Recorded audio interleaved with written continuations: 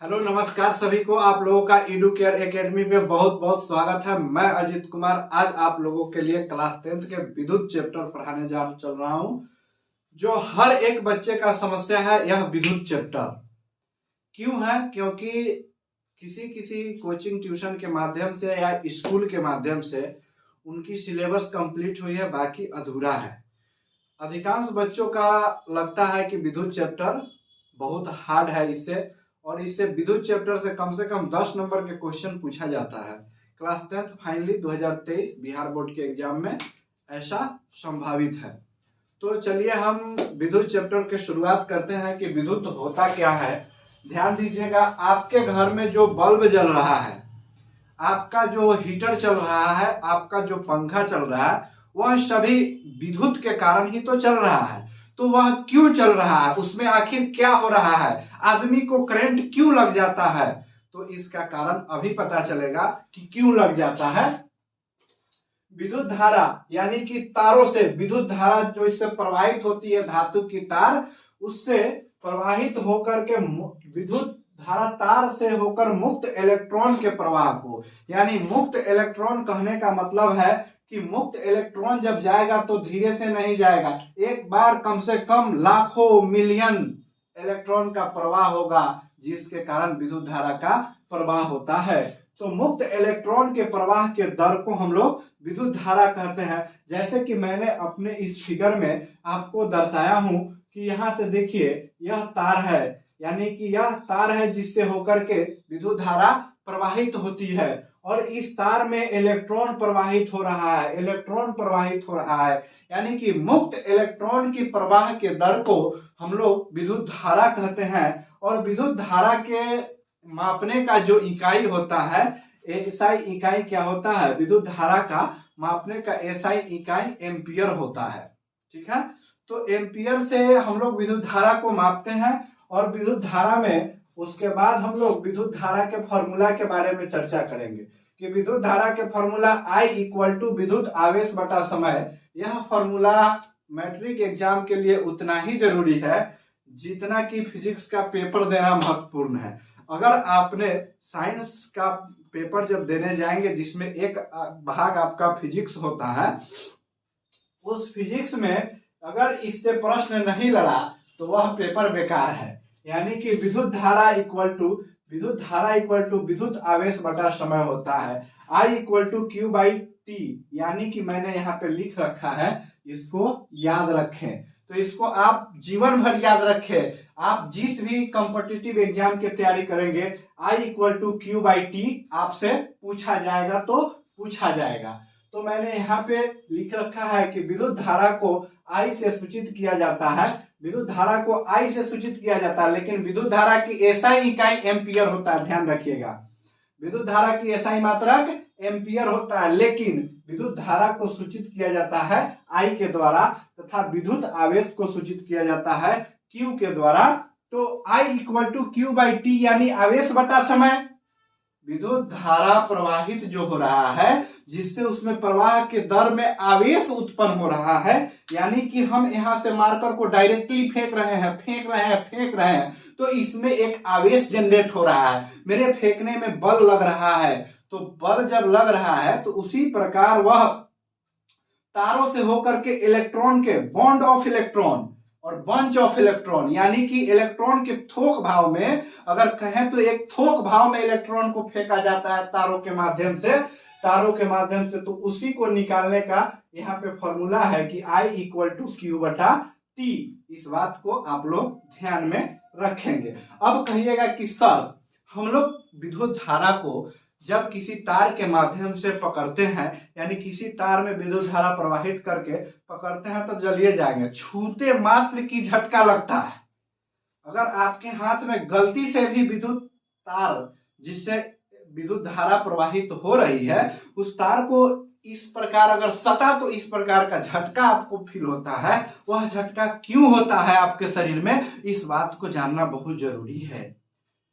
इसीलिए होता है इस तरह के, क्योंकि विद्युत धारा की तार से इलेक्ट्रॉन का प्रवाह हो रहा है, और वह इलेक्ट्रॉन का प्रवाह रुक के नहीं हो रहा है, उस इलेक्ट्रॉन का प्रवाह बंडल के रूप में हो रहा है। जैसे कि आप देखे होंगे कि ओलावृष्टि होता है बरसात के समय में, यानी कि पत्थर जो गिरती है आसमान से, कहीं कहीं एक बार धबाधब पड़ने लगा।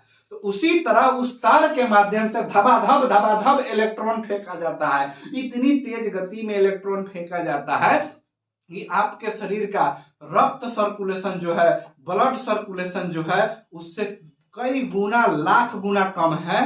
तो जब इलेक्ट्रॉन बहुत अधिक गति से मेरे शरीर से होकर के प्रवाहित होने लगता है, प्रवाहित होने के कारण आपका नर्व सिस्टम जो है, आपका जो नस का सिस्टम है जिससे ब्लड का रास्ता है, ब्लड गुजरता है, उस रास्ते को चौक कर देता है। मान लीजिए कि आपके गांव से कोई सड़क बना हुआ है जिस पर मात्र 10 वाहन डेली चलने का उसका क्षमता है, और उस पर 1 लाख वाहन को अगर गुजारा जाए तो सड़क की स्थिति सोचिएगा क्या होगा। उसी प्रकार आपके शरीर में जो खून के दौड़ने का रास्ता है, उस रास्ते से होकर के डायरेक्ट खून से कितना लाख गुना करोड़ वेग से जब इलेक्ट्रॉन की प्रवाह होगा आपके शरीर के माध्यम से, तो क्या आपका नर्वस सिस्टम डाउन नहीं होगा? क्या आपका नसें फटेगी नहीं? तो इसी नस के फटने के कारण आपको करंट लगता है और आप झुलस के मर सकते हैं। ताकि विद्युत से मजाक नहीं कीजिएगा, आप लोग सावधानी बरतिएगा। चलिए अब आते हैं अपने विषय वस्तु पे। तो इसके बाद होता है प्रतिरोध, यानी कि रेसिस्टेंस। रेसिस्टेंस किसी पदार्थ का वह गुण है जिससे होकर के विद्युत धारा प्रवाहित होता है एवं पदार्थ अपने गुण धर्म के कारण उसका विरोध करता है। मान लीजिए कि प्रतिरोध की बात करेंगे, इंसुलेटर की बात करेंगे।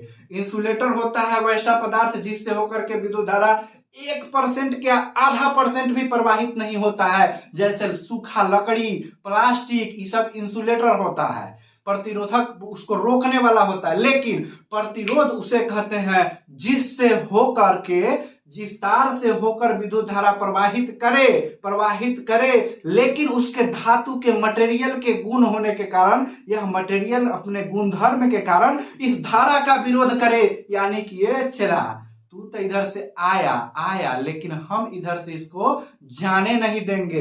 इसी को हम लोग प्रतिरोध कहते हैं। और प्रतिरोध का एसआई मात्रक ओम होता है। प्रतिरोध का एसआई मात्रक क्या होता है? ओम होता है। तो चलिए ओम के नियम की अब चर्चा करेंगे। जब प्रतिरोध को हम लोग समझ लिए कि प्रतिरोध होता क्या है, मेनली प्रतिरोध होता क्या है, जैसे कि आप देखेंगे मेरे हाथ में 3 मार्कर है, ठीक है। आप इस बात को देखिए कि मेरे हाथ में 3 मार्कर है। अब यहां से इस पे हम रगड़ रहे हैं। इस पे देखेंगे, ध्यान से हम दिखाते हैं आपको, देखिएगा, इसको हम रगड़ रहे हैं, लेकिन अब रगड़ के देखिए पूरा पार कर रहा है? नहीं कर रहा है। यानी किस गुण के कारण यह पूरा नहीं कर, यह इसका नोकिल जो है, इसका पॉकेट में खोसने वाला, यह इसका विरोध कर रहा है कि आवत तोरा के आगे तो हम बढ़ ही नहीं देंगे। इसी गुण को हम लोग प्रतिरोध कहते हैं। जो धातु के तार बना होता है, एल्युमिनियम का, तांबा का, उसके बाद में आप कह सकते हैं सोना चांदी तो इतना महंगा है जी संभव नहीं है, लोहा का, इन सारी चीजों से जब विद्युत धारा प्रवाहित करेंगे तो इन सभी का प्रतिरोधकता अलग अलग होता है, प्रतिरोध की मान अलग अलग होता है। और ये सभी धारा को जब विरोध करते हैं तो इसी को तो हम लोग प्रतिरोध कहते हैं। तो प्रतिरोध के मापने का मात्रक, एसआई मात्रक क्या होता है? ओम होता है। ओम का नियम कहता है कि 2 सिरों के बीच का विभवांतर, ओम का नियम क्या कहता है भाई मेरे ध्यान दीजिएगा, 2 सिरों के बीच का विभवांतर उसमें प्रवाहित होने वाली विद्युत धारा के समानुपाती होता है, परंतु तार का तापमान समान रहना चाहिए। ध्यान रखिएगा, एक प्रश्न बार बार आता है कि तापमान के बढ़ने के कारण प्रतिरोध बढ़ेगा कि नहीं बढ़ेगा। यानी कि इस लाइन से क्लियर होता है कि तापमान पे डिपेंड करता है प्रतिरोध का मान, बढ़ेगा तो बढ़ेगा, घटेगा तो घटेगा। यानी कि प्रतिरोध का मान तापमान पे भी निर्भर करता है। इस बात को वन लाइनर के लिए आप लोग दिमाग में बैठा कर रखेंगे कि तापमान प्रतिरोध को बदल सकता है। तापमान के कारण प्रतिरोध में चेंजिंग आएगा तो आएगा, निश्चित है। अब प्रतिरोध को ओम से मापते हैं। अब इसको ओम के नियम को जब हम लोग सत्यापित करने चलेंगे, तो पढ़ेंगे कि दो सिरों के बीच के विभवांतर उसमें प्रवाहित होने वाली विद्युत धारा के समानुपाती होता है, परंतु तार का तापमान समान रहना चाहिए। ठीक है, तो V equal to I R के बीच में संबंध होना चाहिए ना। इसी संबंध को तो हम लोग ओम के नियम बोलते हैं। और जैसे ओम के नियम बोला ना चला, यार याद रखना V equal to I R, V equal to I R, V equal to I R, एकदम साफ जाने देना। जितना इलेक्ट्रॉन तुम्हारे शरीर से निकलेगा ना चला, उतना तुम्हारा दिमाग एकदम हल्लुक रहेगा और पढ़ाई में खूब मन लगेगा। दिमाग एकदम हल्लुक रखना। इलेक्ट्रॉन के प्रवाह अगर हो रहा है 2-4-10 मिनट के लिए तो एकदम होने देना। ओम के नियम कहता है कि इलेक्ट्रॉन के प्रवाह होगा तो दिमाग हल्लुक रहेगा। V equal to I R याद रहेगा। V इक्वल टू होता है विभवांतर, I इक्वल टू होता है धारा, R होता है प्रवाहित प्रतिरोध और इसमें ओम। 1 ओम बराबर 1 वोल्ट बटा 1 एम्पियर होता है, ध्यान रखिएगा। V equal to I R मैंने यहां भी लिख सकता हूं, V equal to I R Ohm के नियम से आता है V equal to I R, याद रखिएगा। अब बात रहा कि प्रतिरोध होता है इतना, देख लीजिए मेरा यह हाथ है और मेरा यह हाथ है, अब बीच में हम है, ये दोनों हाथ के प्रतिरोध कराएंगे। देख चला, ये मेरा हाथ है, ये मेरा हाथ है, यानी एक लेफ्ट हैंड है एक राइट हैंड है। तो बीच में जो मेरा बॉडी है, यह बॉडी प्रतिरोध के काम कर रहा है। इस हाथ को दोनों में आके मिलाया, यह देखा दोनों से आग फेंकवा दिए हम, तो क्या होगा, प्रतिरोध का काम हो गया। तो जब प्रतिरोध होगा तो प्रतिरोध के जोड़ना होगा श्रेणी क्रम में और समांतर क्रम में। घर में तुम्हारा तार जो जुड़ता है, अब उसके चर्चा करेंगे कि श्रेणी क्रम कैसा होता है और समांतर क्रम कैसा होता है। देखो ध्यान से, प्रतिरोध का समूहन 2 क्रम में किया जाता है। प्रतिरोध का समूहन 2 क्रम में किया जाता है। एक समांतर क्रम समूहन होता है, एक समांतर क्रम समूहन होता है जो इस प्रकार ऊपर नीचे होता है। समांतर क्रम ऊपर नीचे, पैरेलल, दोनों हाथ पे देखो पैरेलल है, एकदम पैरेलल डायरेक्शन में जब जुड़ेगा तो R1 R2 है, ज्यादा नहीं लिए हैं, एक को दुइयों से काम चला दिए हैं। दुइयों को प्रतिरोध है, समझने वाला यहाँ पर समझ जाएगा, न समझे वाला 2000 पर न समझेगा। यहाँ देख, ये R1 है, ये R2 है। जब इसका समतुल्य निकालना होगा, जब इसका समतुल्य 1/R समतुल्य लिखेंगे, चला जी 1/R समतुल्य लिखेंगे, 1/R समतुल्य equal to R1, 1/R1 plus 1/R2 करेंगे। अब आता है बारी की श्रेणी क्रम क्या होता है, यानी दोनों एक दूसरे पर चलेगा, दोनों एक दूसरे एक ही लाइन पे चलेगा, एक ही लाइन पे चलेगा, तो इसको श्रेणी क्रम समूहन बोलेंगे, इसको श्रेणी क्रम समूहन बोलेंगे। तो R समतुल्य क्या हो जाएगा, R1 प्लस R2 हो जाएगा, ध्यान रखिएगा। अब आइए कि विद्युत आवेश का मात्रक कूलम्ब होता है। विद्युत आवेश का मात्रक कूलम्ब होता है, आवेश का एसआई मात्रक कूलम्ब होता है। 1 कूलम्ब बराबर 6 × 10⁻18 इलेक्ट्रॉन, यानी कि 18 इलेक्ट्रॉन होता है। इस बात को याद रखना कि 1 कूलम्ब बराबर 6 ×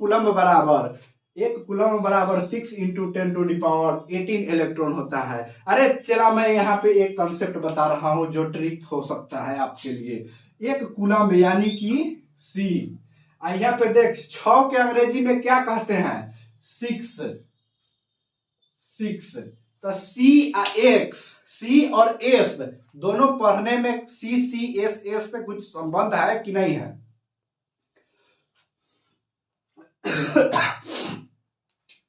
C और S से जो संबंध है, यानी कि समझ जाना, C और S से जो संबंध है वह 1 कूलम्ब आवेश के मान को पूछ रहा है। 1 कूलम्ब आवेश के मान को पूछ रहा है कि नहीं पूछ रहा है, बताओ।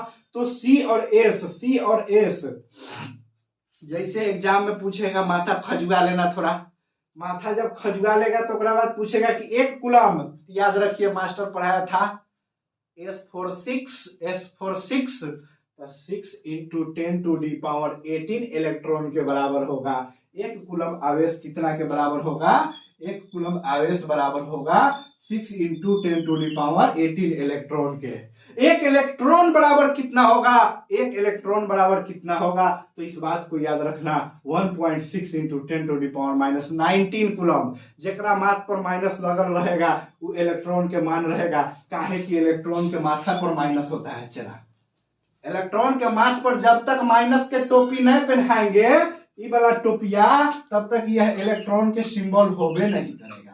तो एक इलेक्ट्रॉन बराबर कितना होगा 1.6 इंटू 10⁻⁻19 कूलम होता है। जग जाहिर है चला, सारे लोग जानते हैं, आप भी जान लीजिए। विद्युत धारा का ऐसा मात्रक एम्पियर होता है। चलिए अब एक हम क्वेश्चनों लिखे हैं न्यूमेरिकल के, उसको भी बनाते हैं।